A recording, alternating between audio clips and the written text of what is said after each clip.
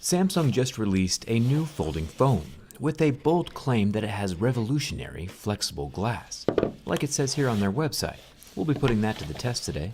This is the Samsung Z Flip, or the Flips, depending on how you open the box.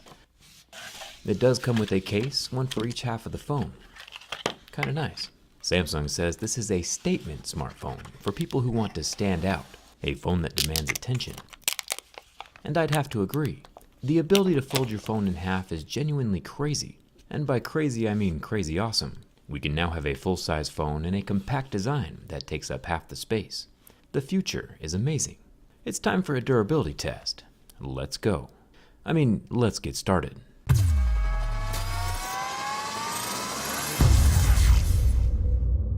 Starting off, pay very close attention to this first warning and remember it. It says avoid pressing hard on the screen or the front camera lens. Tap the screen lightly to keep it safe. Samsung said at their launch event that they've done the impossible and created ultra-thin glass that folds. This glass can be folded over 200,000 times. Samsung said when you fold it, you're not just bending glass, you're bending the laws of physics. But that warning included on the phone isn't as confidence-inducing as Samsung's launch event attempted to be.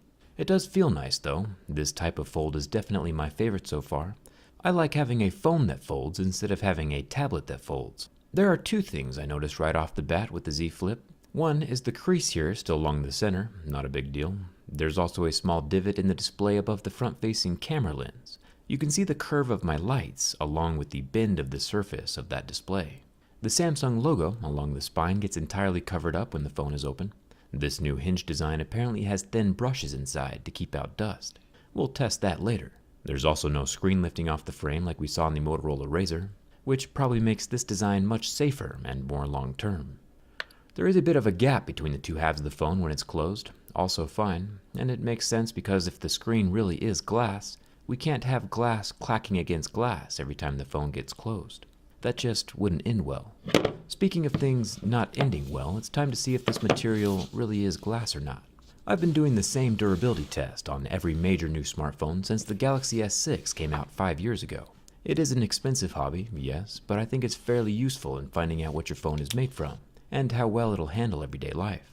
Plastic, as we know, scratches at a level 2 or 3. Real glass would scratch at a 5 or a 6, and sapphire would scratch at an 8 or 9, right under diamonds, which are level 10. As my firstmost pick touches the display of the Galaxy Z Flip, we can see marks start to appear. This is rather unfortunate. Continuing onward, we can see deeper grooves happening at a level 3. This is exactly how a plastic screen would react. Exactly like we saw in the Galaxy Fold, the Motorola Razr, and basically every other plastic screen smartphone ever made. For kicks and giggles, we can bump it up to a level 4, and I could physically feel the tip of the pick start to cut the display surface open. So why in the world would Samsung talk about flexible glass so much on their website and at the launch event? It could be that they are using a hybrid plastic polymer with little specks of glass ingredients inside, and then just, calling it glass. But that doesn't really seem like a very nice thing to be doing. If a company says glass, their customers will think of a hard, clear material that has excellent scratch resistance. From a durability perspective, that scratch resistance is the primary reason that glass is used on basically every smartphone display.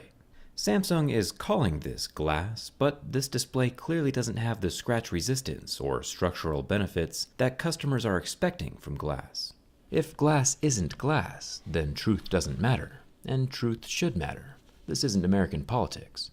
Samsung is currently the #1 smartphone manufacturer in the world, and we shouldn't be calling this screen glass when clearly my fingernail is leaving marks on the surface, over and over. I'm not sure what Samsung's thinking over there, but we clearly have scratches at levels 2, 3, 4, and fingernail. I don't know what material this is, but Samsung definitely shouldn't be calling it glass, and I'm disappointed. Even if I jump up here to the front-facing 10-megapixel selfie camera, the surface is covered in that same so-called glass material, and can still be scratched with my fingernail. I'll come back to this again in just a second. The raised screen bump around the edge of the screen is made from plastic. This is the same thing we saw in the Galaxy Fold. This guy kinda holds the screen in place and keeps people from peeling off the top layer. The volume rocker is made from metal. The recessed power button over here on the side is scratchable. I'll set my fingerprint and see if it still works.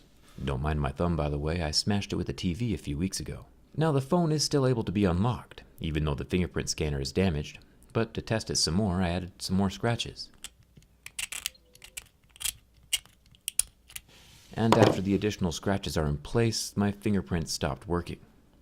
Interesting.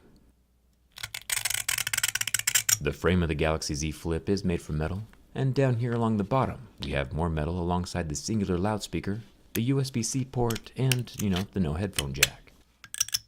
The whole frame of the phone seems to be made from metal, which is a good thing, and will hopefully keep the phone together during the bin test later. There are a few plastic antenna lines, and a removable SIM card tray, but no expandable memory. The center hinge mechanism is made from metal, with that Samsung logo recessed into the spine.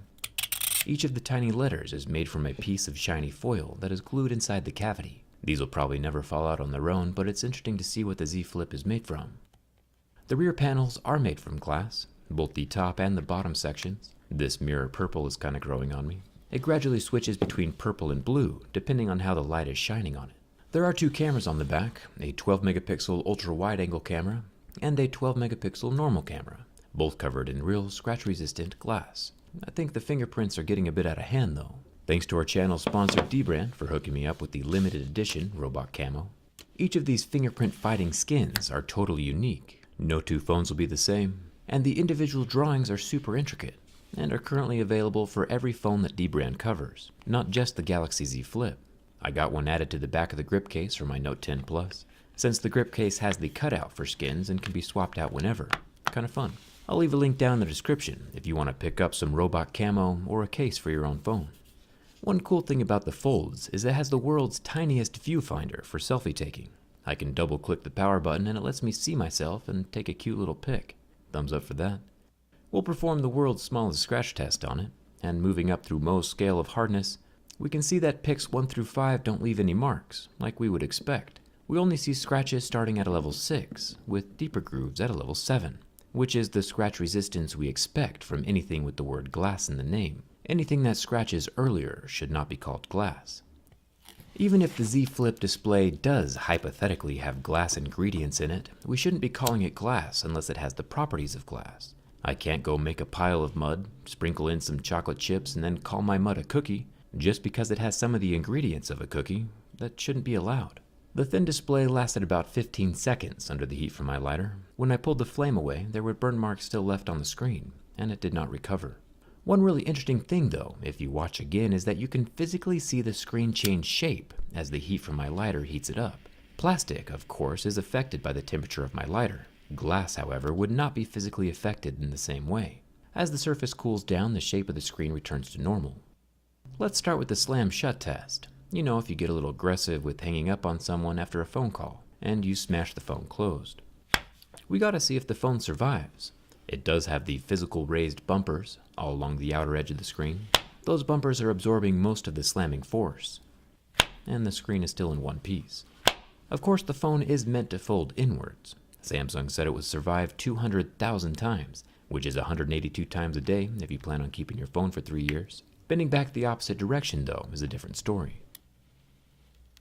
With the first flex, we get a small separation of the frame near the antenna line, and the top half bumper started coming loose. But the screen of the Z Flip is still entirely intact and in one piece. It still shuts and opens with no grinding of the hinge. We'll try it again. You can see the back panels of the phone meet in the center, providing more support to keep the phone from bending backwards.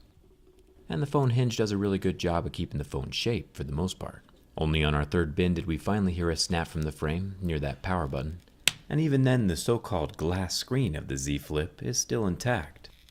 Folding screens are pretty resilient. Even though the phone doesn't really shut quite right anymore, it's physically withstanding quite a bit more abuse than I initially thought it could.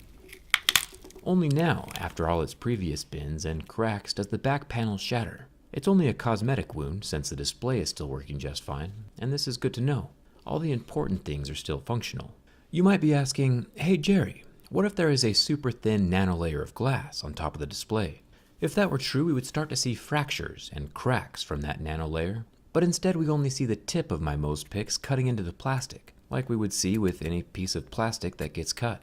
This screen is in no way scratch resistant whatsoever, and if poked hard enough, the pixels will still get damaged. It does survive my bin test, however. Everything is still functional. This is certainly the most durable folding phone we've seen yet. Samsung did say that they designed this new hinge with little tiny fibers inside, or little brushes, to keep out dust and dirt from the folding bits. It'll be awesome to see what this looks like from the inside during the teardown, so make sure you're subscribed for that. After pouring my rocks on the screen and making sure they cover the entire phone, just like it would if you dropped it when you accidentally go outside, initially I could hear a few little complaints of the dust inside the hinge. But after blowing all the dust off, those complaints mostly went away. This new hinge design might actually be the start to something really good. But the real danger of calling something glass means that people will think they have the protection of glass when that clearly is not the case. Glass distributes pressure along the whole phone, while this plastic allows that pressure to get in and damage pixels. You can see that each pressure point from my pick kills the line of pixels directly above it. This would not happen if the screen were glass, and it's dangerous to let people walk around with that false sense of security, like Samsung gives them when they call it glass. And that's not all. Each of these puncture wounds does let air get inside the sealed OLED layers, which kills even more pixels. A puncture or cut in the plastic screen is a cancer that'll eventually spread across the whole display. Yeah, I sound a bit apocalyptic, but it's important to know what your phone is capable of and what might damage it. So remember, the Samsung Z Flip does not have a true glass screen, and it's still very fragile. That being said, it's also still pretty awesome. Samsung should just correct their verbiage. Let me know what you think of Samsung's verbiage down in the comments. If you enjoyed this durability test, come check out my last video where we modded a normal wheelchair to go on a safari in Africa. It turned out pretty cool. Come hang out with me on Instagram and Twitter, and thanks a ton for watching. I'll see you around.